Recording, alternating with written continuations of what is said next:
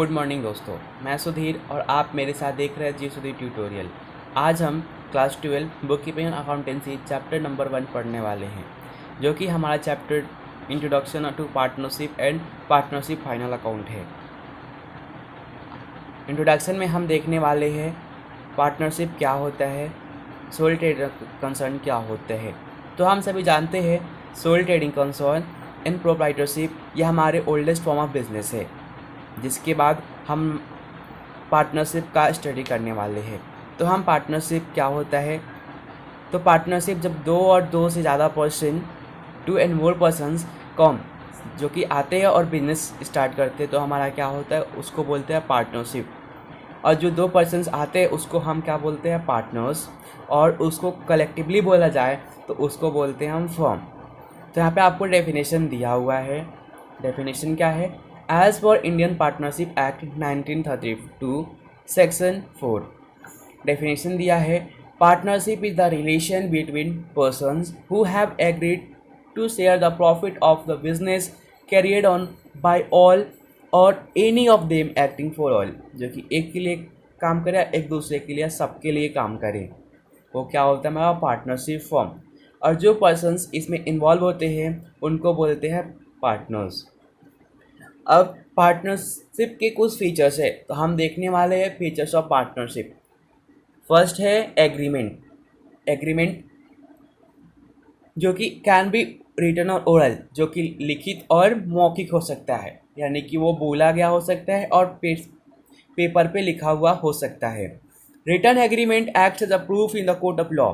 अगर हम written agreement जो बनाते हैं उसको हम डीड बोलते हैं, जो कि प्रूफ होता है किसके लिए, कोर्ट के लिए। नंबर ऑफ पार्टनर्स, जो कि हमारा कंपनीज एक्ट कभी हुआ था 2013, उसके अकॉर्डिंग टू कंपनी एक्ट 2013 हमारे मिनिमम पार्टनर्स कितने हैं, नंबर ऑफ पार्टनर्स कितने हैं, minimum 2 partners and maximum number of partners is 50। फिर हम देखने वाले हैं लॉफुल बिजनेस, जो कि हमारा पार्टनरशिप है। Illegal business is not permitted by law, that is partnership and state. Partnership illegal way से नहीं कर सकते, जो कि लॉफुल बिजनेस नहीं होगा। तो पार्टनरशिप एक लॉफुल बिजनेस होना चाहिए। Sharing of profit and losses as mention in the agreement. हमारा जो हमने जो एग्रीमेंट में मेंशन किया है profit and loss sharing ratio, उसमें हम डिस्ट्रीब्यूट करेंगे।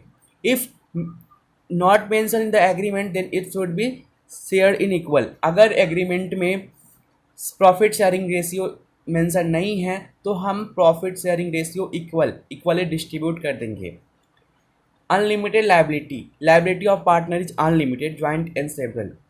जो पार्टनरशिप होता है उसकी लाइबिलिटी अनलिमिटेड होती है। Insolvent part, second point, insolvent partners liability will be shared by solvent partner. अगर कोई पार्टनर इंसॉल्वेंट हो जाता है तो सॉल्वेंट पार्टनर जो जिसकी असेट्स लाइबिलिटी से ज़्यादा होगी वो पे करेगा। रजिस्ट्रेशन क्या है, compulsory in Maharashtra state with effect of 1 April 2005। कभी से एप्लीकेबल है और कभी से कंपल्सरी है महाराष्ट्र में 1 अप्रैल 2005 से।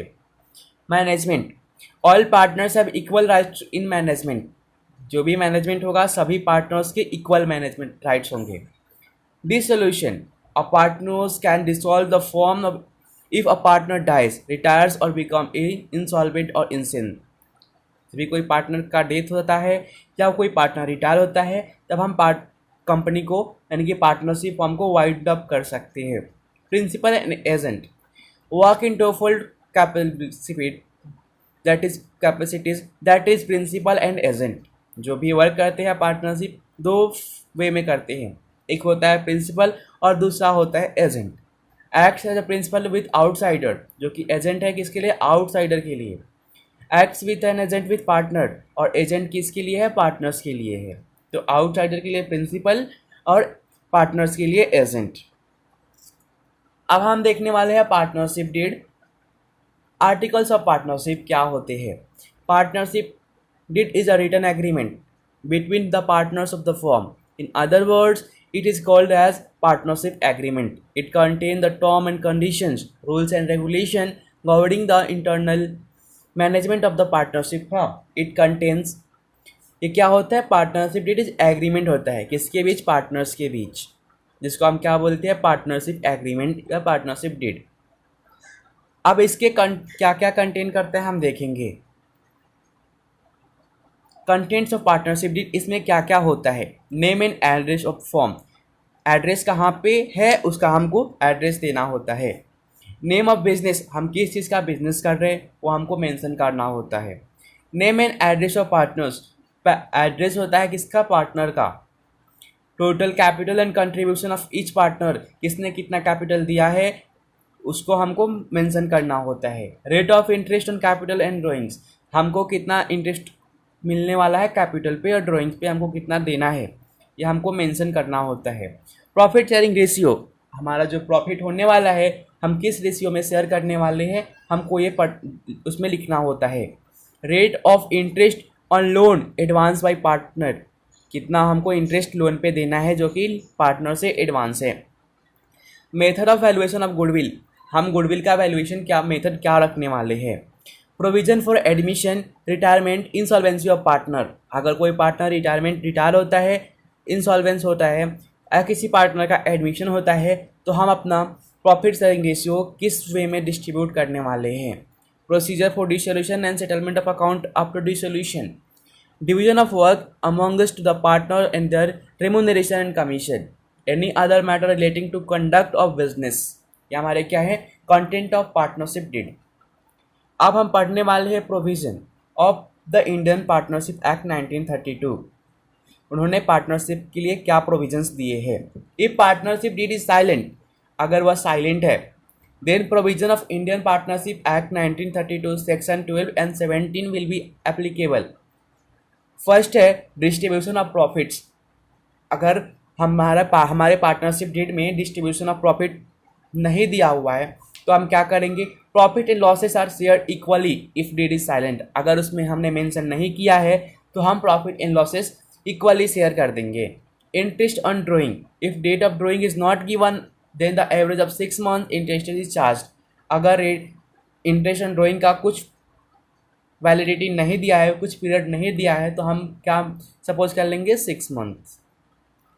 इंटरेस्ट ऑन कैपिटल, अगर इंटरेस्ट नहीं दिया है ऑन कैपिटल तो क्या करेंगे? Interest will be not allowed if deed is silent, हम कैपिटल पे इंटरेस्ट नहीं देंगे। इंटरेस्ट ऑन पार्टनर्स लोन, अगर कोई पार्टनर्स से लोन लिए हैं तो क्या करेंगे? उसको हमको 6% देना है।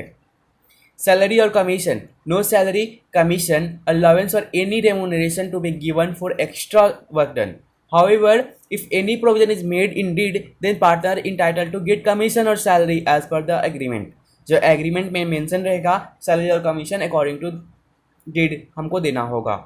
6 पॉइंट है एडमिशन ऑफ पार्टनर, अगर कोई पार्टनर कैसे एडमिशन हो सकता है? No outside partner can be admitted as a partner into the form without the consent of other partners, अगर बाकी पार्टनर्स नहीं मानते हैं तो हम पार्टनर्स को एडमिट नहीं कर सकते हैं। अब मेथड ऑफ कैपिटल अकाउंट, हमारे कैपिटल अकाउंट के मेथड कितने होते हैं? हमारे कैपिटल अकाउंट के 2 मेथड होते हैं,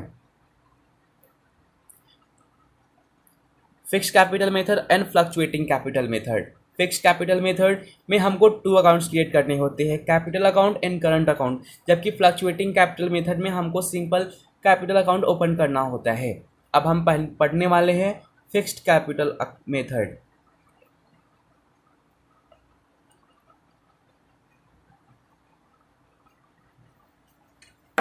fixed capital method, partnership remain in the same in the end of the financial year. क्या होता है? पार्टनर्स कैपिटल रिमेन क्या होता है? सेम, हमारा जो स्टार्टिंग में कैपिटल होगा एंडिंग में भी हमारा वो सेम ही होगा, तो इसको हम क्या बोलते हैं? Fixed capital method. Partners current account is open to solve issue related to capital adjustment, हमको जो भी एडजस्टमेंट करने होंगे हम किसके साथ करेंगे? पार्टनर्स करंट अकाउंट के साथ करेंगे। Example drawings, interest on drawings, adjustment, interest on capital, partner salary, commission, brokerage, share of profit and losses. तो सिंपली हमने क्या समझा इससे? फिक्स कैपिटल मेथड में जो हमारे कैपिटल का ओपनिंग बैलेंस होता है स्टार्टिंग से लेके एंडिंग तक वो हमारा रिमेन कांस्टेंट सेम होता है। जो भी हमको एडजस्टमेंट करने होते हैं हम पार्टनर्स कैपिटल नहीं, पार्टनर्स करंट अकाउंट में करते हैं। आगे देखेंगे, हमको परफॉर्मा दिया है और पार्टनर्स कैपिटल अकाउंट का परफॉर्मा हमको कैसे करना है। To cash bank account amount of capital जो हमने विड्रॉ किया है। To balance brought down by cash bank या अकाउंट जो हमने एडिशनल कैपिटल ऐड किया रहेगा तो हमारा क्या होगा, क्रेडिट बैलेंस होगा। हम जब इस वाइंड अप कर उसको क्लोज करेंगे तो टू बैलेंस कैरी डाउन होगा by assets account capital in kind जो बचेगा and by balance brought down. अब परफॉर्मा पार्टनर्स करंट अकाउंट में जो भी हम एडजस्टमेंट करने वाले हैं हम किस में करेंगे, पार्टनर्स कैपिटल अकाउंट में।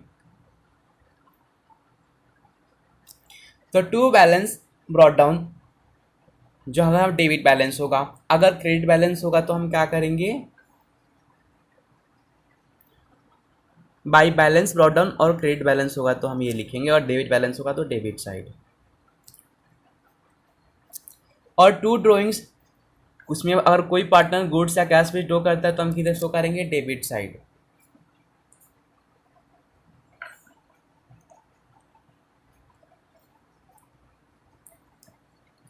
टू इंटरेस्ट ड्रॉइंग जो भी हमको इंटरेस्ट ड्रॉइंग पे इंटरेस्ट होगा हमारा क्या होगा, डेबिट, हमारे लिए एक्सपेंसेस होगा। To profit and losses account जो अगर हमको बिजनेस से लॉस होता है तो हमारा क्या होगा, डेबिट साइड होगा। और जो हमारा क्रेडिट बैलेंस बचेगा उसको लिखेंगे to balance carried down, to balance carry down लिखेंगे। नेक्स्ट आते हैं हम क्रेडिट साइड पे देखेंगे, बाय इंटरेस्ट एंड कैपिटल ये पार्टनर्स के लिए क्या है, इनकम है, तो हमने क्या लिखना है, इसको क्रेडिट साइड लिखना है। To commission to by commission to partners जो पार्टनर्स को कमीशन मिलने वाले हैं तो हम उसके लिए इनकम है। बाय सैलरी टू पार्टनर्स जो सैलरी को पार्टनर्स उसके लिए क्या है, इनकम है, तो हम किधर शो करेंगे, क्रेडिट साइड।